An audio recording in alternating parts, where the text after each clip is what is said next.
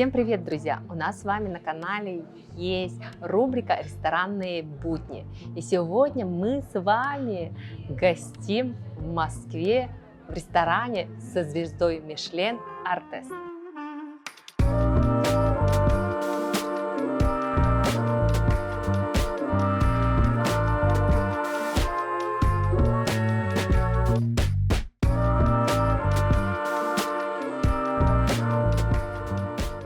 Мы с Артемом познакомились 2 или 3 года тому назад, и тогда Аркадий Новиков как раз на сцене выступал и говорил, что у него здесь есть, он хочет продюсировать самородка, да. Я сразу нашла в этой толпе самородка, у меня даже есть фотография с Артемом. И сегодня я хочу спросить у Артема, скажи, какие это чувства, что такое Мишлен вообще? На самом деле, если ты можешь сопоставить себя с спортсменом, и у тебя есть на горизонте желание стать чемпионом, олимпийским чемпионом, то среди поваров в индустрии звезды Мишлен — это как олимпийские чемпионы. Это олимпийские чемпионы и люди, которые должны положить, так скажем, всю свою эмоциональную, энергетику, в то, чтобы твои навыки, твои скиллы стали твоим профессиональным инструментом, который ты можешь, не замечая, использовать. То есть это совершенство. Совершенство, искусство, совершенство, да. Профессионализм. Да, и без этого, без труда упорного, без стремления постоянно быть лучшим, это соперничество. Как бы за кулисами это не звучало, да, но все-таки без соперничества сложно и быть победителем. То есть это любое соревнование. И награда — это путь довольно-таки сложный, да, и всегда ты должен чем-то жертвовать. Чем я пожертвовал, чтобы стать этим победителем, я отказался от многих идей, которые меня посещали каждый день. Например, какие? Я не знаю, я был вообще всегда творческим человеком, и в моей голове проекты возникали на тот момент, не знаю, каждый день новые. То есть я не мог порой остановить себя от потока, который идет, тебе поступает в голову, и ты должен: сегодня тебе это нравится, давай ты будешь этим заниматься, давай ты будешь этим увлекаться. На следующий день ты идешь, и у тебя новая идея, которая тебя заряжает. Да? И таких идей было так много, что нужно было пожертвовать и сконцентрироваться на чем-то одном, чтобы дойти до той точки. И на тот момент, в 2017 году, я нашел для себя отправную точку и сказал себе: я стану лучшим.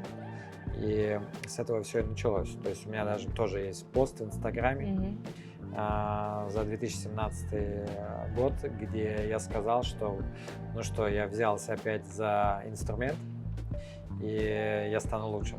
То есть были паузы, да? Потому что я занимался творчеством. Я всегда уходил с кухни. Кухня для меня была просто инструментом немножко поддерживать свои штаны и заниматься творчеством. А что было, например, из творчества в твоей жизни? Во-первых, музыка. Вау! Музыка, которая не приносила денег, потому что это творчество, которое было довольно-таки экспериментальным. То есть, получается, профессия шефа, кухни, оно было как параллельная история, да? Где ты возвращался, уходил, да, потому что я не видел смысла в ресторане, в том, что шеф – это человек, который может давать творчество, потому что на тот период это была история, когда ты должен делать то, что тебе говорят, и нет права на индивидуальность. Я всегда от этого уходил, потому что зачем мне заниматься тем, где отсутствует индивидуальность. Но на тот момент меня опять возвращает на кухню. Это делалось в течение 10 лет, туда-сюда, туда-сюда. И мне однажды мои друзья сказали: может быть, ты чего-то здесь не доделал? Может быть, тебя возвращает, потому что ты должен что-то здесь сделать? Сейчас про что ресторан «Артез»? Это философия, во-первых, внутреннего творчества. Это философия, которая может рассказать обо мне, но самое главное, что я понял, когда мы открылись, что я могу общаться с продуктами как с человеком, и их энергия или их истории сами рассказывают про себя, но мы просто не замечаем этого и не хотим принимать эту порой информацию. Однажды я для себя понял, что мы все живем в одном мире, и продукты могут быть незрелыми, мы можем быть незрелыми, мы можем быть зрелыми, они тоже обретают сочность. Да? Мы можем стать мудрыми, а вот этой стадии большинство продуктов лишено становиться мудрыми, потому что мы их едим на самом пике их сочности. Это наталкивает на то, что если бы мы разбирали это с точки зрения зарождения жизни, то самым первым, что выместилось вообще в мире, ну то есть во Вселенной, не в мире, во Вселенной, это были аминокислоты. Это все строительные материалы, которые впоследствии стали белками. А потом белки родили на свет все то, что мы видим сейчас.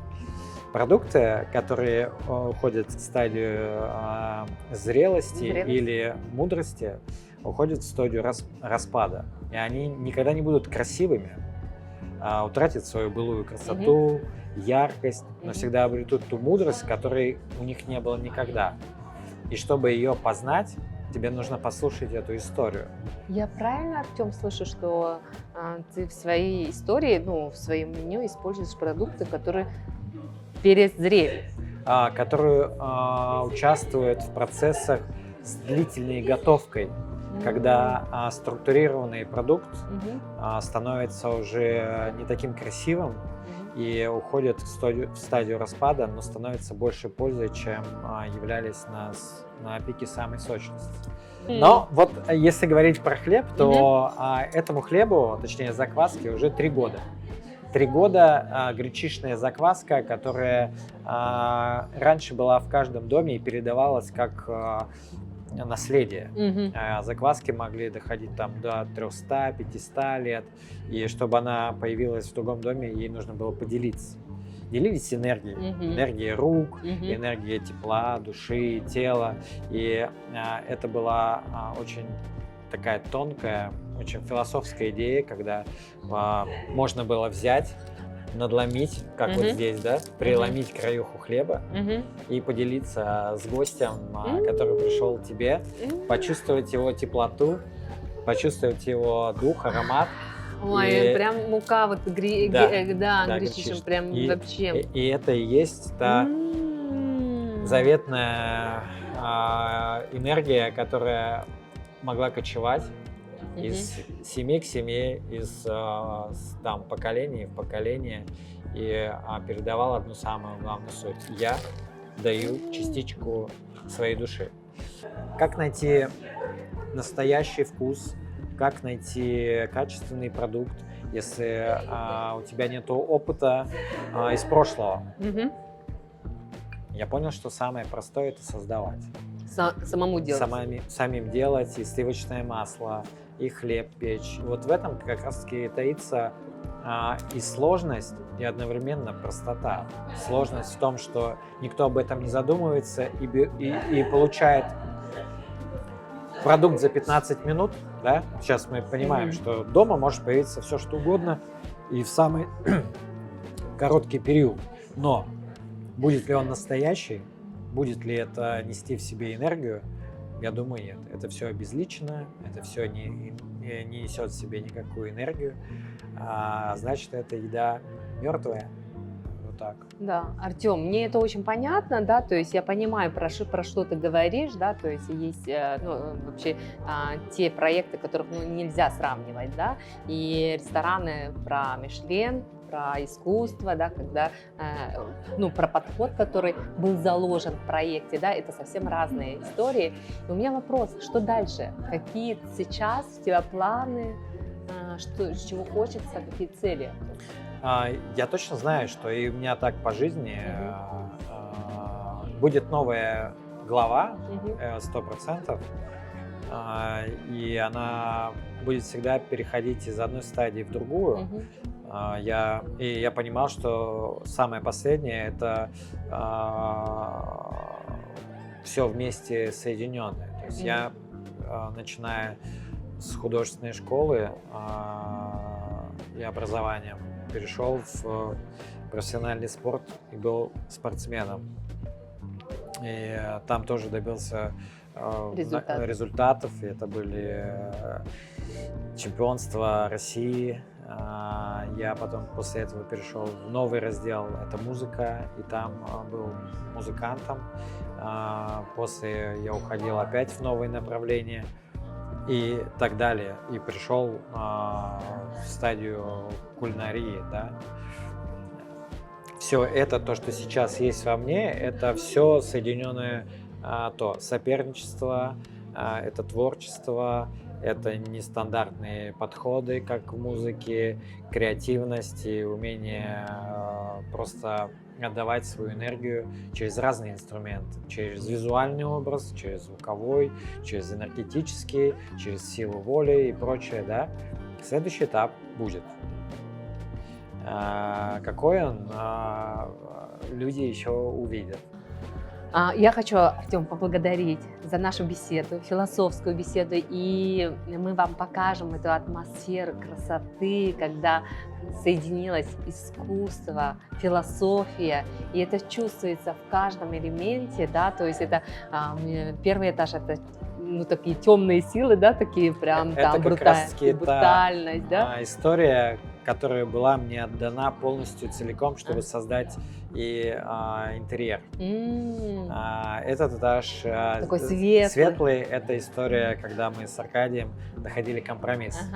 Да, это уже вы общее, да? Да, это общее, потому что, это могло быть совсем по-другому, но здесь компромисс, и у нас есть два мира, темный и светлый. Да. Темный мир — это тайны моей души, моих смыслов, философии. Это тот самый первый этаж. Второй этаж — это то желание и стремление все-таки дать гостю то, к чему и привык там Аркадий, при этом не утратив, конечно же, идеи. Получается, два мира, которые не могут существовать друг от друга. Да, всегда есть светлый и темный мир. Так, ну что, у нас на этих корочках топинамбур, иначе его называют иерусалимский артишок, но по факту это топинамбур. Корнеплод, обладающий своей природной сладостью и мясистостью, и это часть, которая дополняет форель из Карелии, мясо, которое просто выдержано, немножко уплотнилось за счет соли. Да. Просто нужно есть вместе с корочкой за несколько укусов. Сейчас все регионы ищут шефов, которые умеют организовывать кухню, да, то есть сейчас творчество уже такое. Вот, поэтому если бы такие рестораны, условно говоря, как наш, были бы популярны, то необходимость в таких кадрах, конечно, она существовала бы. Но у меня внутри команды есть люди, на которых я ставлю, чтобы они были все-таки такими менеджерами, организаторами, чтобы заниматься там творчеством. Ну, это же все равно некое Да, творчество, ты должен да. там куда-то погружаться в какие-то мысли. У тебя должна быть свобода от той рутинной истории, которая у тебя отнимет желание заниматься вообще кухней. Артем, спасибо за беседу. Мы так залетели случайно, да? Да, это было спонтанно. Просто оп, Да. привет там. Да. Ну, конечно, завтра. Да, вообще. да, завтра у меня день, я к вам залетаю. Но это у меня всегда так происходит. Ну, И класс. всегда, да, и всегда спонтанное, оно наоборот очень... Оно лучше, оно чем планировать долгое время, а потом ничего не сделать. просто ничего не сделать и Сделать. еще потратить кучу энергии. Да. Артем, скажи, пожалуйста, нашим зрителям, где находится ресторан «Артест». Конечно же, сложно его будет найти, если вы будете гулять в центре. Это не оживленная улица, но улица, наполненная как раз таки вот этим таинством, поиском смыслов. Это, можно сказать, про нас. Трубниковский переулок 15, строение 2, это за кинотеатр «Октябрь». Ну, какая-то хотя бы метка, которая будет говорить о том, что мы там есть. Да, но недалеко от Арбата. Ну да, да. В принципе, недалеко. Поэтому можно сказать, что центр, просто самое главное, в Тугисе, в Яндексе наберите «Артест», и вы приедете в это волшебное пространство.